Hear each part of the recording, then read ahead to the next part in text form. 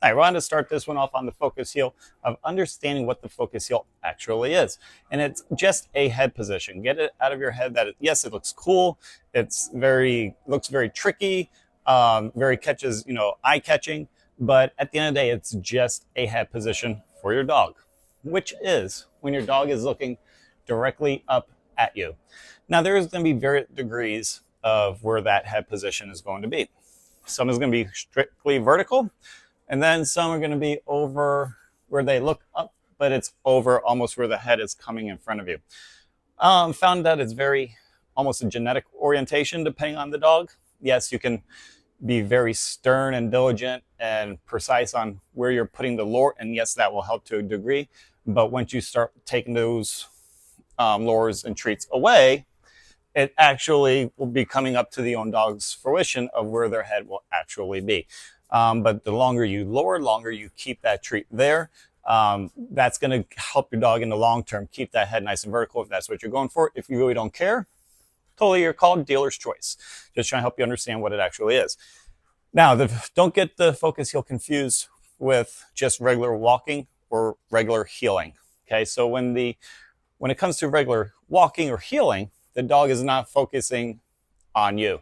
Yeah, they can be looking around. They can be, again, it all depends on dealer's choice of how much you want to actually have your dog focus and wander their eyes. But when it comes to the focus heel, it's actually straight up. Other than that, their head is completely neutral and they're just chilling and they're just relaxing.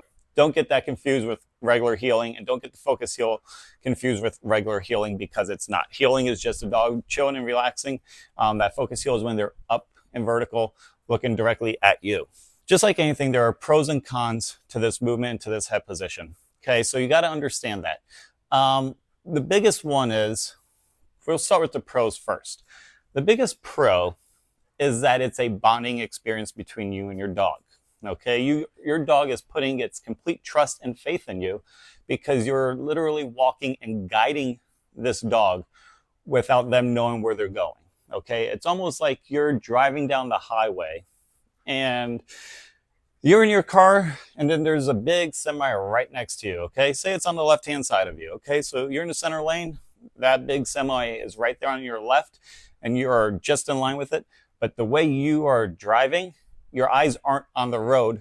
Your eyes are up at the semi, and this semi is the one guiding you on where to go. That is how much trust your dog is putting into you. So therefore, there must be a strong bond between you and your dog. And that's one of the main reasons this movement, this pattern, this behavior is so good in doing that, because your dog has to trust you in order to do this. Okay, so there's one pro. Number two, it is very great to minimize distractions around you. So say there are other dogs playing, there are cars, there are kids, and if your dog start getting that wandering eye, that focus, you'll get them to really focus on you and zero in on you rather than all the distractions around them. So hopefully it minimizes any negligent behavior. Okay. Another pro is there are going to be more pros than cons. Okay.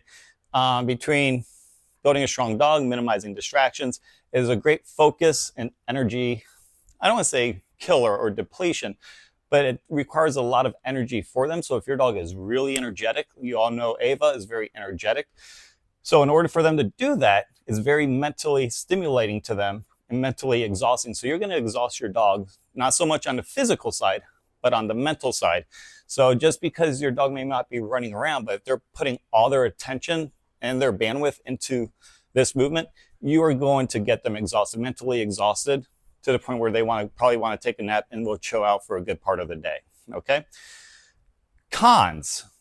Like I said, very minimal on the cons. The cons are going to be more that it's a very technical movement, very precise and precision oriented.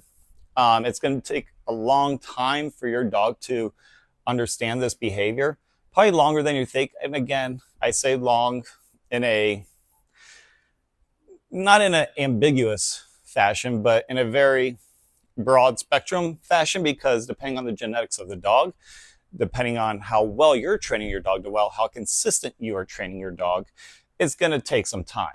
Okay, so in order to get them to really get this movement down, it's going to take time and consistency to really get it down. Okay, another con is it's what I just went into and just go ahead and say it, it's going to be annoyingly technical to the point where your dog might start losing interest. Okay, because they're eventually going to get tired of that same position over and over again.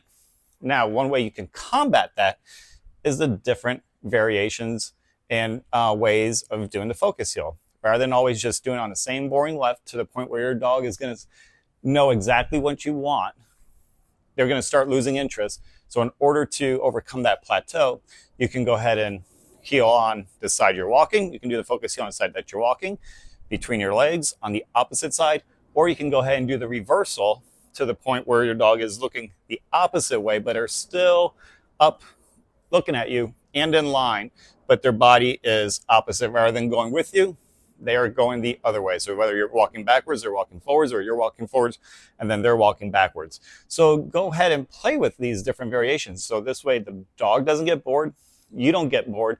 It looks really cool doing different ways, but you're very symmetrical in all these ways. So this way you can combat the boredom almost with something more exciting and something new. And that's just where you're doing it and how precise you're doing it, like that. Okay. So like I said, it's a short list. Pros and cons, there's a short list. It's going to be more pros than cons. Just to the biggest ones, which again, for the pros would be you're creating a very, very strong bond, very trust-oriented relationship. It's going to be fun. It's going to be mentally taxing. The cons, yes, it's technical. Yes, you're going to have patience and you got to be consistent. But that trumps all the pros, trumps all that, because you should be doing this when you're training your dog anyway. So good luck. Enjoy the next following videos. And if you got any questions, go ahead and email them to me. Good luck. Talk to you next time. Done.